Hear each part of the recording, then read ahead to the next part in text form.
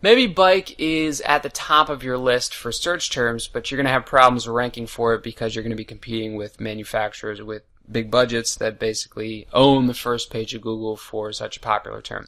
So put aside the words with extremely high competition for now, unless you're a really big business. You can rank for those later. The low and medium competition keywords are going to be one, easier to rank for, and they're also going to be more specific to your business and more likely to lead to a purchase. So you win on both fronts.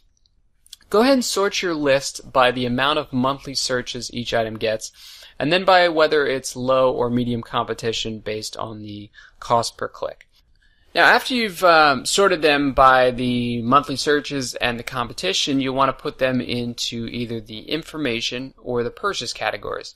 Now, some are naturally going to have characteristics of both. I mean, you can never know for sure what somebody's intent is, but go with the highest probability. Once you have them split up into number of searches, competition, and intent, you want to figure out which are most valuable to you.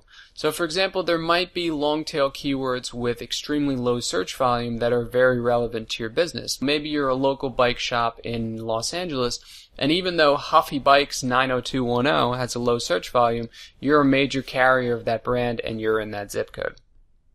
You might already have a good idea about what searches are going to be most valuable to you, but if you're not sure about some, you can set up a test ad campaign on Google AdWords to see how the traffic for those words converts for you. Now maybe you get 1,000 visitors to your site for one of your ads and 20 make a purchase, but it's for an extremely low margin item. On the other hand, maybe you only get 100 visitors for another thing and 4 buy it, but those 4 purchases create a lot of profit for you. It's a very high margin item. So you want to figure out which words have the most value for you. Once you've determined the most valuable items on that list, create a product page for the items with purchase intent. For the informational searches with high value to you, create product pages for what that information could lead a customer to buy. Now for the informational keyword searches, you'll want to add a new section if you don't already have one to your existing site called yoursite.com/blog. Now you don't want to make it blog.yoursite.com. You're not going to get as much SEO value for it if you do that. Now if writing's not your thing or you just don't have the time because you're running your e-commerce business or whatever it is your website offers, you can certainly hire somebody on elance.com or freelancer.com for about $4 an hour. Whether you hire somebody or you do it yourself, you want to focus each of your informational pages on one informational keyword or keywords, right? Look, it'd be a long tail keyword, which is more than one, that ultimately gets somebody to a purchase page. But you also want to reference other informational pages so that people stay on your site and that they get more comfortable with you. Because maybe somebody was only looking to buy, for example, a helmet, but they found a page on a new style of bikes you sell and they decided to buy that too. Now, cross-referencing your pages is more of the website analysis section, but just remember to use good keywords in the anchor text of the links to your other pages.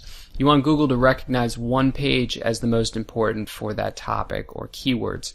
You don't want to, as they say, cannibalize your keywords, which means to have more than one page competing for the same topic. If you find yourself underperforming in the search results for certain keywords, research and add more information to your blog posts about that topic.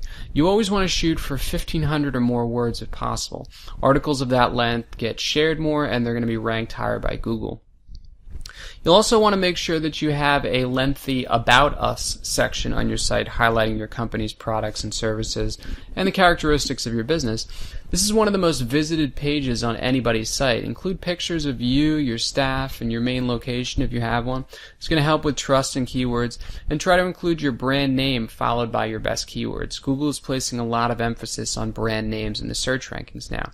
If more people start searching for your brand by name, Google's going to rank you higher. So you want to create kind of a natural connection between what it is you offer and the name of your brand so that people start thinking of you as the go-to resource for whatever it is you sell. For example, if I run a company called Johnson Bikes, I'd want to include my company name within my blog posts on a lot of the informational topics I'm covering. And that way people start to associate my brand with quality information and they're going to be more likely to search for it by name. So that's how to organize your keywords, and in the next two sections on link building and social media, I'm going to show you ways of getting your articles and site noticed and shared.